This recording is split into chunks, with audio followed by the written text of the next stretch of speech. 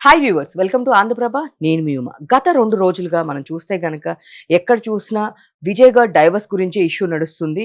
So మనందరికీ తెలుసు ఆయన రాజకీయాల్లోకి కూడా వచ్చారు. బట్ ఇలాంటి టైంలో డైవర్స్ బయటికి రావడము, ఇష్యూ అనేది ఎక్కడ చూసినా సరే ఇదే ఇష్యూ మీద మాట్లాడుతున్నారు. సో దీని గురించి మాట్లాడడానికి మనతో పాటు స్టూడియోలో శేఖర్ భాషా గారు ఉన్నారు. అసలు ఎందుకు ఇలాంటి పరిస్థితులు వచ్చినాయి అనేది అడిగి తెలుసుకుందాం. హాయ్ శేఖర్ భాషా గారు. హాయ్ అండి. సో కరెక్ట్‌గా విజయ్ గారు రాజకీయాలకు వచ్చే టైంకే ఇప్పుడే ఆయన సినిమాలు కూడా లాస్ట్ సినిమా రీసెంట్‌గా కంప్లీట్ చేసి ఫుల్ ఫ్లెడ్జ్డ్‌గా నేను రాజకీయాల్లోనే ఉంటానని చెప్తున్న టైంలో కరెక్ట్‌గా డైవర్స్ అనే ఫ్యామిలీ ఇష్యూస్ కూడా వచ్చినాయి. అసలు ఇది మొత్తం ఇప్పుడు ఆ పాలిటిక్స్ మొత్తం తన డైవర్స్ గురించి మాత్రమే మాట్లాడుతున్నారు. సో ఏంటి అసలు ఇది? యాక్చువల్‌గా పాలిటిక్స్‌లోకి వచ్చారు కాబట్టే ఈ ఇష్యూ తెరపైకి వచ్చింది. లేకపోతే దాని గురించి ఎవరు మాట్లాడాల్సిన అవసరం కూడా లేదు. ఎవరి పని వాళ్ళు చేసుకుంటారు. సినిమాల్లో ప్రొఫెషనల్ రైవలరీ ఉంటది. విజయ్‌కి, అజిత్‌కి ఇలా ఉన్నంత మాత్రాన ఒకడి చెడు ఇంకోళ్ళు కోరుకోరు. సినిమాల పరంగా ఎవరి కలెక్షన్లు ఎక్కువ వచ్చాయి, ఎవరి కలెక్షన్లు ఎవరిని బీట్ చేశారు ఇవే ఉంటాయి తప్ప మహా అయితే ఫ్యాన్స్ కొట్టుకుంటారు, ఫ్యాన్ వార్లు ఉంటాయి. కానీ వీళ్ళకి ఎవరు కూడా వాళ్ళ పర్సనల్ జీవితాన్ని బయటకు పెట్టి వాళ్ళని ఏదో డిఫేమ్ చేయాలని ఎవరికి ఉండదు. బట్ రాజకీయం అనేది ఎలాంటిది అంటే ఒక బురద. సో ఒకసారి వచ్చారంటే వీడు వాడి మీద జల్లుతాడు, హోలీ ఆడుకున్నట్టు అనమాట. ఏదో రకంగా తప్పులు ఎతుకుతారు. సో అవతల పక్క పార్టీలో ఉన్నవాళ్ళు ఇంకా వాళ్ళకున్న పొలిటికల్ కాంటాక్ట్స్ ఇవన్నీ కూడా అధికారం యూజ్ చేసి అతని మీద ఏమైనా కేసులు ఉన్నాయా, అతను ఎక్కడ దొరుకుతాడు, అతని మీద విమర్శ చేయడానికి మనకి గట్టిగా ఒకటి కావాలి కదా. ఇప్పుడు అప్పట్లో మన పోయినసారి ఎలక్షన్స్ టైంలో పవన్ కళ్యాణ్ గారు రాజకీయాల్లోకి వచ్చారు. ఆయనకి అంతకుముందు ఏదైనా అక్రమాలు లేకపోతే భూదందాలు ఇట్లాంటివి చేసిన చరిత్ర ఏమన్నా ఉందంటే లేదు. ఆయన ప్యూర్గా క్లీన్గా ఉన్న మనిషి. బట్ ఆయన మీద విమర్శ చేయాలంటే ఏదో ఒకటి కావాలి కదా. ఏం కావాలి ముగ్గురు భార్యలు ఇదే తీసుకొచ్చారు లాస్ట్ టైం. సో అది పర్సనల్ లైఫ్ ఆయన కంప్లీట్ పర్సనల్ జీవితం. దాన్ని తెరపైకి తీసుకొచ్చి దాని ద్వారా ఏదో అవతల వాళ్ళ మీద బురజాలి. అంటే రాజకీయాల్లో ప్రత్యర్థుల పైన విమర్శలు చేయడానికి మనకి ఆయుధాలు కావాలి. బేసికల్లీ ఎలక్షన్స్ దగ్గరికి వస్తుంటే అవి ఇంకా గట్టిగా నోరుతారు. ఆ టైంలో ఏది దొరికినా కూడా కాదేది కవితకు అనర్హం అన్నట్టుగా కోడిగుడ్డు గీకలు పీకినట్టుగా పెడతారు. అయితే ఒక చిన్న మిస్రీడింగ్ ఏంటంటే, మొన్న ఫస్ట్ టైం నేను కూడా అట్లాగే అనుకున్నాను. మొన్న ఎవరో త్రిషకిను ఈయనకి ఉన్న సంబంధం గురించి ఎవరో ఒక పొలిటికల్ లీడర్ మాట్లాడితే త్రిష బయటకు వచ్చి చాలా గట్టిగా స్టేట్మెంట్ ఇచ్చింది. నేను కేసు కూడా పెడతాను, ఇంకొకసారి నా పర్సనల్ లైఫ్ గురించి అడ్డదిడ్డంగా మాట్లాడారంటే అని చెప్పి అది చెప్పిన కొన్నాళ్ళకే ఇది బయటకు వచ్చింది. సో అంటే ఆయనకి ఈవిడికి సంబంధం ఉందనే విషయం వాళ్ళ ఆవిడికి తెలిసిపోయి ఇప్పుడు డైవర్స్కి అప్లై చేసిందేమో అని చెప్పి నేను కూడా ఫస్ట్లో అనుకున్నాను, టక్ మన న్యూస్ చూడగానే. బట్ లోతుగా అధ్యయనం చేస్తే తెలిసింది ఏంటంటే ఈ డైవర్స్ ఇప్పటిది కాదు, ఎప్పుడో అప్లై చేసింది ఆవిడ. అసలు ఈ రాజకీయ నాయకుడు ఎవరైతే ఉన్నాడో విజయ్కి త్రిషకి మధ్య ఏదో సంబంధం ఉందని చెప్పి ఒక స్టేట్మెంట్ పాస్ చేసిన దానికన్నా చాలా రోజుల ముందే ఈవిడ కోర్టులో ఫైల్ చేసింది. అయితే ఆవిడ చేసిన ఫైలింగ్లో ఎక్కడా కూడా ఫలానా అని చెప్పి పేరు మెన్షన్ చేయాలి. విజయ్కి అడల్టరీ అంటే వేరే నాతో కాకుండా వేరే వాళ్ళతో సంబంధం ఉంది, ఇది ఒక మెంటల్ క్రూయల్టీ కింద చూసి నాకు విడాకులు ఇప్పించండి అని చెప్పి. సో మెంటల్ క్రూయల్టీయా ఇంకోటి అనేది వేరే. అది ఏంటంటే ఇప్పుడు 2018 తర్వాత ఆడలేదు మగలేదు ఎవరన్నా సరే పెళ్లిలో ఉన్నా పెళ్లి లేకపోయినా వాళ్ళు వేరే ఎఫ్ఐఆర్లు ఏమైనా పెట్టుకుంటే అది ప్యూర్లీ దేర్ పర్సనల్. అది ఓన్లీ డైవర్స్కి మాత్రమే ఒక గ్రౌండ్ అవుతుంది తప్ప వాళ్ళని శిక్షించడానికి అది పనికిరాదు అని చెప్పి చట్టం తేల్చి చెప్పేసింది సుప్రీంకోర్టు. బట్ ఇప్పుడు ఆవిడ మెంటల్ క్రూయల్టీ అన్నా కూడా అది కోర్టు పెద్ద పట్టించుకోకపోవచ్చు. సరే ఆయన వెళ్ళాడు అనే విషయం మీరు ప్రూవ్ చేయగలిగితే మీరు విడాకులు తీసుకోవచ్చు. లేదు ఈయన అవుట్ ఆఫ్ కోర్ట్ సెటిల్మెంట్ చేసుకుందాం, మ్యూచువల్గా తీసేసుకుందాం అని చెప్పి ఈయన చెప్పినా కూడా అయిపోతుంది. ఇక్కడ ఉన్న ఆప్షన్స్ రెండే. విజయ్ ఒప్పుకోకపోతే, డైవర్స్కి ఒప్పుకోకపోతే ఈవిడ she might have to prove that ఆయన అడల్టరస్ రిలేషన్షిప్లో అక్రమ సంబంధంలో ఉన్నాడు అని ఆవిడ ప్రూవ్ చేయగలగాలి. అప్పుడే ఈవిడికి డైవర్స్ వస్తుంది. లేదు ఇప్పుడు ఈ ప్రూవ్ చేసే క్రమంలో ఫోటోలో వీడియోలో లేకపోతే ఆడియోలో ఏదో ఒకటి బయటకు వచ్చి ప్రస్తుతం ఆయన రాజకీయ దీంట్లో మరింత ఆయనకి చిక్కులు ఎదురయ్యే అవకాశం ఉంది అనుకుంటే విజయే తనంతరికి తానుగా ఎందుకు వచ్చింది అని చెప్పి మ్యూచువల్గా తీసుకుందాం అనే కోణంలో కూడా ఉండొచ్చు. ఏదో ఒక సెటిల్మెంట్ అయితే చేసుకోవాలి. కానీ చూసుకుంటే కనుక ఇప్పుడు టీవీకే పార్టీ. సో విజయ్ గారి పార్టీ పేరు టీవీకే. సో ఇక్కడ ప్రతోళ్ళు ఏం చెప్తున్నారంటే ఇది త్రిష గారి పేరు పెట్టారు. టీ అంటే త్రిష, వి అంటే విజయ్, కే అంటే కనుక కృష్ణ. త్రిషా కృష్ణన్. త్రిషా కృష్ణన్. సో త్రిషా కృష్ణన్ కాబట్టి ఆబ్వియస్లీ అదే పేరు పెట్టారు. మధ్యలో వి అనేది విజయ్ గారి పేరు యాడ్ చేశారు. టీవీకే పార్టీ త్రిషా పేరు మీదే ఉంది అనేది వాళ్ళ ఆపోజిట్ పొలిటికల్ వాళ్ళు కానీ అందరూ దాన్ని ఇప్పుడు ట్రోల్ చేస్తూ ఉన్నారు. అదే పెట్టారు పేరు అని. ఇంకొకటి ఏంటంటే ఒక 2 days నుంచి ఇది బాగా వైరల్ అవుతుంది. నేను సీఎం అవుతాను అని చెప్పేసి త్రిష ఏదో ఒక సందర్భంలో మాట్లాడింది. సో ఇప్పుడు దాన్ని అదే పట్టుకొని తిను రాజకీయాలకు రావాలని ముందు నుంచి ప్లాన్ ఉంది, అందుకే విజయ్ని పంపించింది అనేది ఇప్పుడు కొంచెం ఇంకా ఎక్కువ దానికి అవకాశం ఇచ్చినట్లుంది. సో మీరేమంటారా దానికి అదే సంబంధం అనుకోవచ్చు? కానీ టీవీకే అంటే తమిళగా వెట్రి కళగం, అంటే తమిళ వాళ్ళ విజయ దుందుబి అన్నట్టుగా, వాళ్ళ తమిళ ప్రైడ్ అన్నట్టుగా, తమిళ విజయం అన్నట్టుగా ఆయన పెట్టుకున్నట్టు పేరు. బట్ దానికి ఇటువంటి ఒక అర్థం తీశారు చూసారా, త్రిషా విజయ్ కృష్ణన్ అని. ఆ క్రియేటివిటీకి హ్యాట్స్ ఆఫ్ చెప్పాలి మనం ఫస్ట్. అక్కడ స్పేస్ లేదు కానీ వారు తీసుకున్నారు అన్నట్టుగా. అటువంటి వాళ్ళ క్రియేటివిటీకి అయితే హ్యాట్స్ ఆఫ్ చెప్పాలి. కానీ ఆ ఉద్దేశం ఆయనకి కూడా పార్టీ పెట్టినప్పుడు వచ్చి ఉండదేమో, అరే ఏదో బాగానే ఉంది అనుకుంటుంటాడు ఆయన. బట్ ఖచ్చితంగా ఆ ఉద్దేశం అయితే ఆయన ఉండదు. ఖచ్చితంగా తమిళ పెట్టి కలగవన్నీ పెట్టారు. కాకపోతే మ్యాచింగ్ ఉంది కదా అని చెప్పి ఏదో పెట్టేస్తే అది, అంటే సీఎం అన్నారు అనుకోండి, సీఎం అంటే చీఫ్ మినిస్టర్ అవ్వచ్చు, కామన్ మ్యాన్ కూడా అవ్వచ్చు. మరి ఇప్పుడు త్రిష సీఎం అని చెప్పి అవుతా అని చెప్పింది, సీఎం అంటే కామన్ మ్యాన్ నేను అని చెప్పొచ్చు కదా. అది సరదాగా చాలామంది, ఇప్పుడు మీకుండదా నాకుండదా ఎవరికైనా, నువ్వు సీఎం అయితే ఏం చేస్తాడా, నేనైతే అది చేస్తాను అనే కోణంలో ఆవిడికి ఏదైనా అలా చెప్పుండొచ్చు. మీరు ఇది విన్నారో లేదో, ఇంకోటి ఇది వినండి. విజయ్ దళపతి కదా పేరు, అసలు దళపతి కాదు మన తెలుగులో వాళ్ళు ఇంకొక క్రియేటివిటీ. అదేంటంటే ఇప్పుడు ఈ సంబంధం తెలిసిపోయి వాళ్ళ ఆవిడ ఆయన ఇంటికి రానియట్లేదంట. ఇంటికి ఊరికే సరదాగా చెప్తున్నారు వాళ్ళు ఎవరు, రానికపోతే ఈయన వెళ్ళి ఏమో తలుపుతి అంటున్నట్ట. అది విజయ్ దళపతి కాదు, విజయ్ తలుపుతి అను, తలుపుతీనే దళపతి అయిందని చెప్తున్నమాట. క్రియేటివిటీ తమిళ వాళ్ళకే కాదు తెలుగు వాళ్ళకి కూడా బాగానే ఉంటుంది లేదు. అది జస్ట్ క్రియేటివ్గా వాళ్ళు ఏదో తీసుకునేది, అది సరదాగా అనుకోవడానికి బాగుంటుంది తప్ప దానికి దీనికి సంబంధం ఉందని నేను అనుకోను.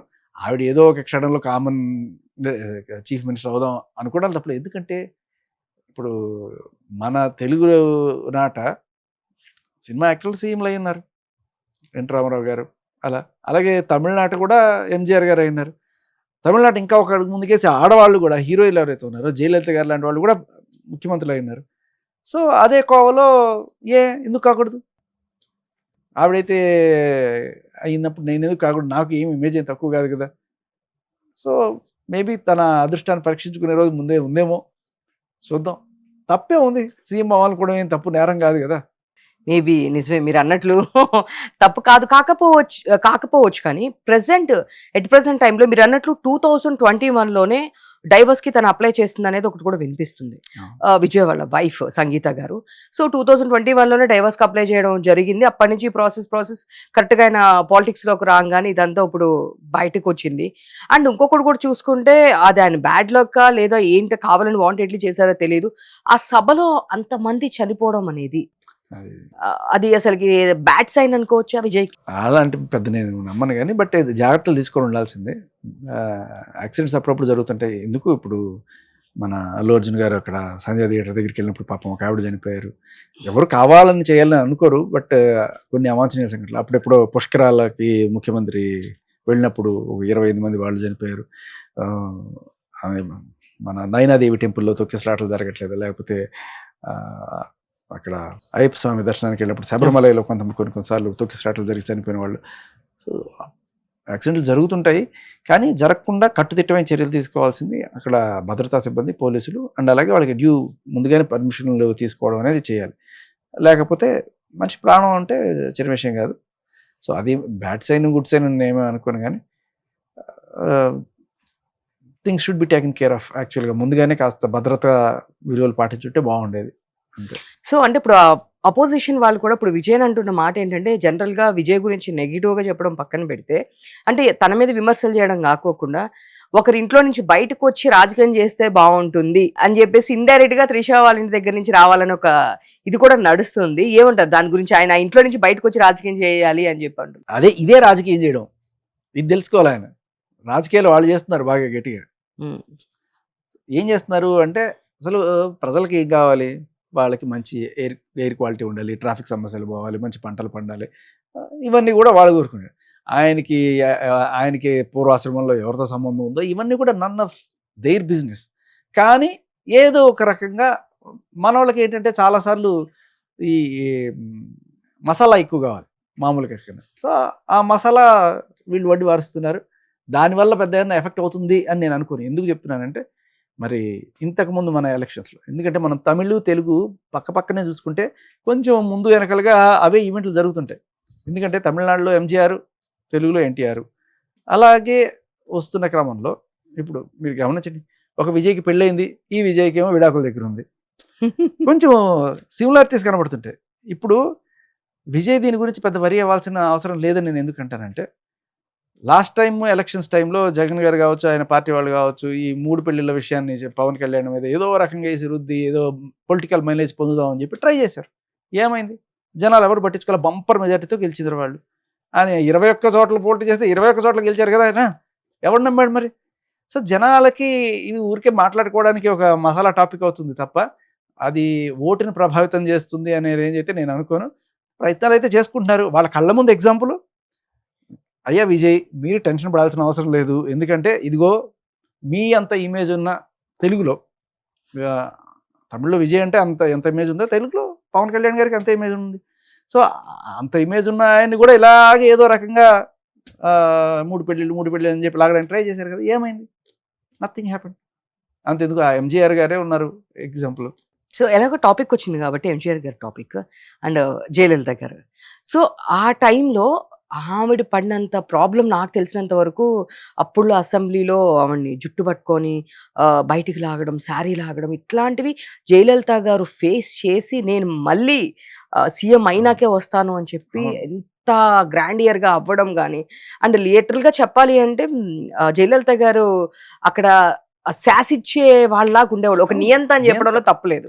సో ఎందుకంటే ఆవిడ దగ్గరకు వచ్చి అందరూ ఆ స్టాండింగ్ ఓవేషన్ ఇవ్వడం కానీ, ఆవిడ కాళ్ళకు మొక్కడం కానీ, అమ్మ అంతే జయలలిత అమ్మ అంటే ఆ స్టాండింగ్ ఓవేషన్ ఇచ్చి మరీ అలా చేసేవాళ్ళు. అండ్ లిటరల్ గా ఒక ఆడపిల్లని జుట్టు పట్టుకోలాగి చీరలాగిన అసెంబ్లీలో లిటరల్ గా సీఎం అయ్యి మళ్ళీ వెళ్ళి కూర్చుంది అంటే అసలు ఏం చెప్పాలనేది నాకు అసలు అర్థం కాలేదు. ఇక్కడ మీరు గమనిస్తే మళ్ళీ అగైన్ తెలుగు తమిళ స్టేట్స్ కి మధ్య ఉన్న సిమిలారిటీస్ లో ఇప్పుడు జయలలిత గారు ఇక్కడ ఎలా ఉంటుందంటే మన తెలుగు స్టేట్స్ లో ఎలక్షన్ చూడండి, ఒకసారి బంపర్ మెజార్టీతో ఒకరు గెలుస్తారు, ఆ నెక్స్ట్ టైం బంపర్ మెజార్టీతో అపోజిషన్ గెలుస్తుంటుంది.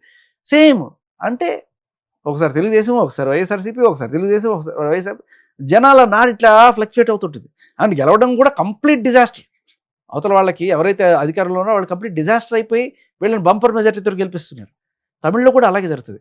ఒక టర్మ్ ఈవిడ గెలిస్తే ఇంకో టర్మ్ కరుణానిధి, ఇంకో టర్మ్ ఈయన, ఇంకో టర్మ్ కరుణానిధి. ఈవిడ గెలవంగానే ఈయన జైల్లో ఉంటాడు, ఈయన గెలవంగానే ఈవిడ జైల్లో ఉంటుంది. అప్పట్లో ఇంకో క్రియేటివిటీ కూడా వచ్చింది. అంటే ఇప్పుడు చెప్పుకున్నాం కదా విజయ దళపతికి సంబంధించి, దళపతి కాదు తలుపతి అనే కాన్సెప్ట్లో ఆవిడ పేరే జయలలిత ఉంది కాబట్టి ఆవిడ జైలు వెళ్తాను కాబట్టి జైలుకి పంపించారని చెప్పి కూడా చెప్తారు.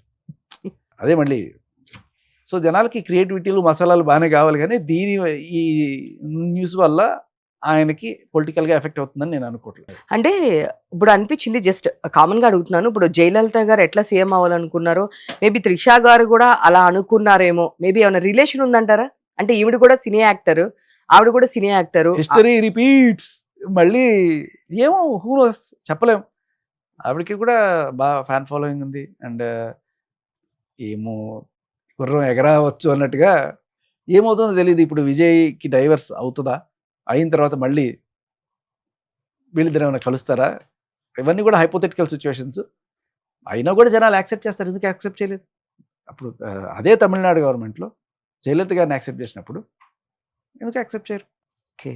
సో ఎంజీఆర్ ఉన్నప్పుడే ఆయనకి భార్య ఉండగానే అందరికీ ఓపెన్ సీక్రెట్లు అవన్నీ కూడా.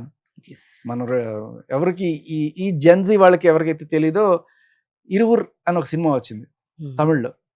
తెలుగులో ఇద్దరు అనేది యాక్చువల్గా మనకి ఇద్దరు, ఎందుకంటే ఇక్కడ కన్ఫ్యూజన్. మన నాగార్జున గారిది కూడా ఒకటి వచ్చింది, ఇద్దరు అనే ఒక సినిమా వచ్చింది. మీరు చూస్తే కంప్లీట్ పిక్చర్ తమిళనాడు రాజకీయాలకు సంబంధించి జయలలిత గారి ప్రస్థానం ఏంటి, ఎంజీఆర్ గారి ప్రస్థానం ఏంటి, కరుణానిధి గారి ప్రస్థానం ఏంటి, ఇవన్నీ కూడా మనకి ఫుల్ క్లారిటీ వచ్చేస్తాయి అనమాట. సో పెద్ద అపోజ్ చేసేది ఏమి ఉండదు జనాలు, దే విల్ వెల్కమ్. ఓకే. అంటే మేబీ ఫ్యూచర్‌లో 'త్రిష' గారిని గూడా పాలిటిక్స్‌లో చూడొచ్చా? చూడొచ్చు. ఓకే. సీఎం ఆవిడ అనుకున్న కళ ఏముంది, జనాలకి మంచి చేసేవాళ్ళు ఎవరైనా సరే సీఎం అవ్వచ్చు. వాళ్ళ పర్సనల్ జీవితంలో ఏం జరిగింది అనేది మనకి అప్రస్తుతం అనవసరం. సో, ఇక్కడ ఇప్పుడు ఇంతమంది చనిపోయారు. అండ్ ఇంకొకటొచ్చేసి పెద్ద ఎలిగేషను లైక్ ఇంట్లో వాళ్ళని తీసుకురావడము. ఓ పక్కన సొంత ఫ్యామిలీయే తనకి ప్రెజెంట్ సపోర్ట్ లేని టైము. సో, ఇప్పుడు మళ్ళీ ఇంకో హీరోయిన్‌తో అఫైర్ ఉంది. రేపొద్దున 'త్రిషాని' పెళ్లి చేసుకుంటాడు విజయ్ అని బయట రూమర్సు. ఇంత దీనిలో పొలిటికల్ ఇది కరెక్ట్‌గా అదే పోక్ చేసి ఇక్కడ చూయించారంటారా? ఇప్పుడు రాజుగారి పెద్ద భార్య మంచిది అంటే రాజుగారి చిన్న భార్య చెడ్డది అన్నట్టు కాదు. కానీ రాజుగారి చిన్న భార్య చెడ్డది అని చెప్పారనుకోండి, అది వేరే రకం అవుతుంది. మనం దీనికి నాణ్యానికి రెండు పక్కల చూడొచ్చు. విజయ్ దీని కనుక నిజంగా వాడుకోవాలి అనుకోవచ్చు. లేదు, జనాలకి ఆయన మీద సింపతి వచ్చే అవకాశం కూడా ఉంది. ఎందుకంటే అయ్యో పాపం ఇంట్లో కూడా రానియట్లేదు, ఇంటి నుంచి తరిమేశాడు, భార్య లేదు, పిల్లలు లేదు, ఒంటరి అయిపోయాడు. ఆయనకి మనం ఉన్నాం, కుటుంబం లేకపోతే ఏమన్నా జగమంత కుటుంబాన్ని ఇది మేమందరం వెనకాల ఉన్నామన్నా సానుభూతి చాలా గట్టిగా పనిచేస్తుంది రాజకీయాల్లో. సో ఒకవేళ ఆయన ఒంటరి అయిపోయాడు అనుకుంటే ఏదో ఒక hash tag I'm with you Vijay అనేది ఏదైనా ఒక ట్రెండింగ్ చేసేసి పర్లేదు ఇలాంటివి తట్టుకుందాం, మేమందరం నీతో నిలబడుతున్నాం అని చెప్పి గనక జనాలకి దీన్ని కొంచెం చేస్తే ఇది పాలిటిక్స్. సానుభూతి అనేది అసలు సిసలైన పాలిటిక్స్. ఒకవేళ కనుక ఇది కనుక గట్టిగా వాడుకోగలిగితే ఆయన అయ్యో పాపం విజయ్ అని రావాలి, అప్పుడు ఓటు గట్టిగా పడతాయి. నువ్వు ఏం చేస్తావు అనేది జనాలకు అవసరం లేదు చాలా వరకు. అంటే ఈయన విజయ్ చేస్తారు చేయరు అనేది దాని గురించి నేను మాట్లాడట్లే. బట్ జనాల నాడి ఎలా ఉంటుందంటే ఒక పొలిటికల్ సినారియోలో వాళ్ళు జనరల్గా చాలామంది సెంటిమెంటల్ గైస్ ఎక్కువ ఉంటారు. ఓకే. ఎస్పెషల్లీ ఆడవాళ్ళు అయ్యో పాపం వదిలేసిందా, ఏ తప్పు లేకుండా విజయ్ని వదిలేసిందా అని చెప్పి కనుక గట్టిగా వెళ్ళింది అనుకోండి, గెలిపించడానికి ట్రై చేస్తారు.